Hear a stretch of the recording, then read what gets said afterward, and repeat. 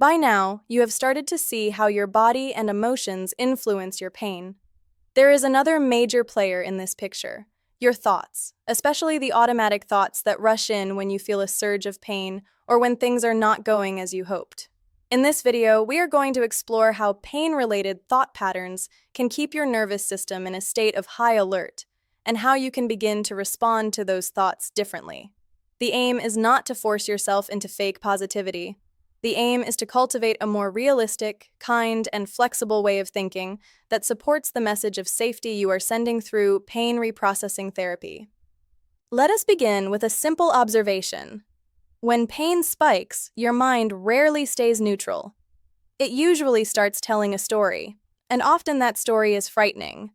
You might notice thoughts like, "Here we go again, this is going to ruin my day," or "This means I have damaged something," or "I cannot handle this," or "I will be stuck like this forever." These thoughts are not random. They are your brain's attempt to predict and avoid danger. It believes that if it can anticipate the worst, it can protect you. The problem is that, especially when pain has been around for a long time, the brain's predictions become biased toward catastrophe. It stops seeing possibilities and focuses almost entirely on worst-case scenarios. Let us name a few common thought patterns that show up around chronic pain. One is catastrophizing. This is when your mind quickly jumps from a small event to a disastrous outcome.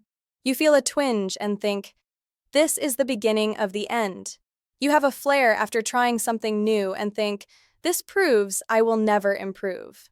Catastrophizing is like having an internal news channel that always reports the most dramatic, alarming version of events. Another pattern is all-or-nothing thinking. This shows up as thoughts like, "If I am not pain-free, I am failing."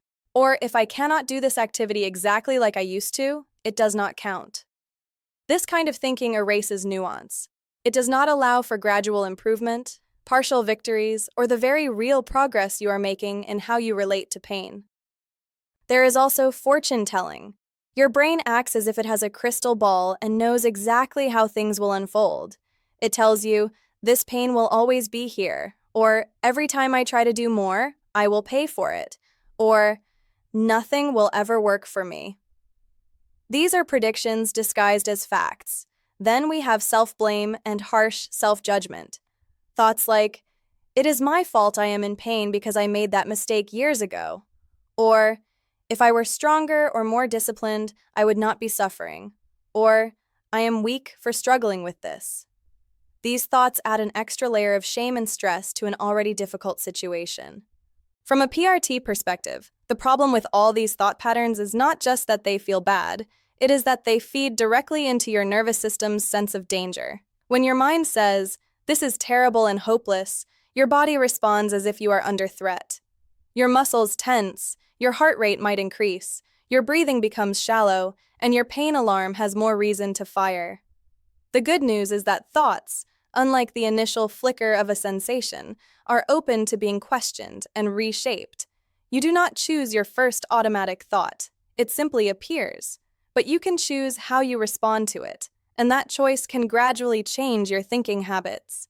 A simple and powerful way to work with thoughts is to use a short, structured reflection when you notice a particularly strong or familiar mental story. You can think of it as a mini thought record. It has 4 basic parts: the situation, the automatic thought, the emotional and physical response, and an alternative, more balanced thought.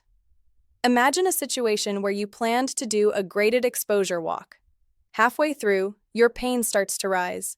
Your automatic thought might be, "I knew this was a bad idea. I am damaging myself. I will be in agony for days." Your emotional reaction is fear and panic. Physically, you might feel your chest tighten, your shoulders tense, and your pain spike even further. In that moment, or shortly after, you can pause and gently lay this out to yourself.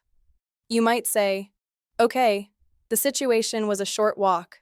My automatic thought was that I am damaging myself and will be in agony for days. That made me feel terrified and hopeless, and my body tensed up." Then you ask, "Is this thought the only possible way to interpret what is happening? Does it fit with what I now know about pain and my nervous system?" You remember the education you have received. that your pain is often nociplastic, that walking is generally safe and healthy, and that increases in pain during exposure are usually signs of alarm sensitivity, not tissue destruction.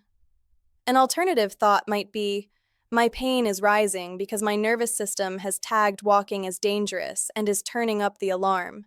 That does not mean I am damaging myself. I have been medically cleared to move. This discomfort is my alarm system, not proof of harm. I can slow down or shorten the walk if I need to, and this is still part of the retraining process. Notice what this new thought does. It does not deny the discomfort. It does not force you to love the experience, but it changes the meaning from, I am hurting myself, to, my alarm is loud right now, and I am retraining it. That shift in meaning can reduce fear, soften your body's defensive response, and make it easier for you to use your somatic tracking skills. Let us consider another common situation, waking up in the morning with high pain after a day where you felt you had made progress. The situation is, I wake up and my pain is strong. The automatic thought might be, see, it does not matter what I do. This always comes back. Nothing is working. The emotional response is discouragement, maybe despair. Physically, you might feel heaviness, a slump in posture, and increased tension. Again, you can gently lay this out for yourself. The situation is waking up with pain. The thought is that nothing is working and this always happens. That makes me feel hopeless. Then you remember that pain is variable and influenced by many factors: sleep quality, stress, hormones, even random fluctuations in a sensitized system. A more balanced thought could be, today is a high-pain morning, which is frustrating and disheartening. At the same time, one tough morning does not erase the changes I am making in how I understand and respond to pain. My nervous system is still sensitive, and ups and downs are part of this process. I can use my tools today and give my system another chance to learn. Again, you are not sugarcoating. You are acknowledging that it is hard and that you would prefer to feel different. But you are refusing to let one data point define the whole story. You are giving your brain a narrative that includes hope, nuance, and your own agency. As you practice this kind of reflection, it is important to keep your tone toward yourself kind. It is very easy to turn this into another way to criticize yourself. There I go again, catastrophizing. I am so bad at this. That just adds more threat. Instead, when you notice an unhelpful thought, you might say something like, of course my mind went there. It has been doing that for years. It is trying to protect me in the only way it knows. Now I am learning a new way to respond. This attitude aligns with everything you have been practicing in PRT, meeting reactions with understanding and curiosity, not harsh judgment. You can also connect thought work directly with somatic tracking. When you catch a catastrophic thought, pause and ask, where do I feel this thought in my body? Maybe it is a knot in your stomach, a tight jaw, or a rush of heat. You can then observe that physical reaction with the same gentle attention you use for pain, breathing with it, labeling it, and reminding yourself that it is a wave that will pass. To make this more practical, you might decide to keep a small notebook or note on your phone for a week, where you jot down one strong pain-related thought each day and then write a more balanced alternative underneath it. You do not need to capture every thought. That would be exhausting. One example per day is enough to begin reshaping the pattern.